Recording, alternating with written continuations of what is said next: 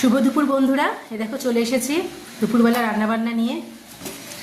ভাত তো করেইছি, ভাত গরম না ঠান্ডা হয়ে গেছে, অনেক সকালবেলা করেছি মুসুর ডাল। এগুলো এখন করেছি, ডালটা তখন তো আমার সেদ্ধ হয়ে গেছিলো সকালবেলা, বলেইছিলাম যে স্কুল যাবে বলে, তারপরে যায়নি। তো এই যে আমি ডালটা তারপরে সাঁতরেছি পেঁয়াজ রসুন দিয়ে মুসুর ডাল। আর এখানে করেছি একটা সবজিটা একটু রোজই আমার মোটামুটি করতে লাগে, অল্পই করেছি আজকে। কুমড়ো, আলু, পটল দিয়ে আর পেঁয়াজ। আর পেঁয়াজটা সাধারণত আমিষের দিন আমাকে ব্যবহার করতেই হয়, সবজি হোক, মাছ হোক, ডাল হোক, যাই হোক, পেঁয়াজটা একটু বেশি পছন্দ করে। তো এই গেল।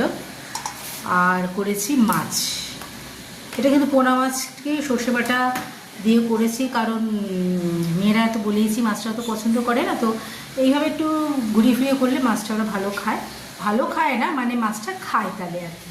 আর ডালের সঙ্গে একটু আলু ভাতে দিয়েছি। আলু ভাতে কী করেছি বলো তো, দিয়েছি পেঁয়াজ ভেজে আর শুকনো লঙ্কা ভেজে, সঙ্গে কিন্তু ভাজা পেঁয়াজটাতে নিয়ে যায়, সঙ্গে একটু কিন্তু কাঁচা পেঁয়াজকেও কুচিয়ে দিয়েছি। তাহলে যে আলু ভাতের মধ্যে যে ক্রাঞ্চি ভাবটা থাকলে বেশ ভালো লাগে। তো এই পছন্দসই। আর এই পাঁপড়টা কদিন আগে যে পাঁপড় ভেজেছিলাম তার মধ্যে একটু রয়েছিল, নিয়ে গেছিলো, সেটাকে কিন্তু আবার দেখা যাচ্ছে কি, সেটাকে আবার একটু তেলে তরকারি করার আগে তেলে একটু গরম করে রেখেছি, মচমচে হয়ে গেছে, ডাল দিয়ে সব খেয়ে নেবে। তো এই ছিল দুপুরবেলা রান্নাবান্না। তো এবার প্রায় এখন 2:30 বাজে, এবার আমাদের খাওয়া দাওয়া শুরু হবে।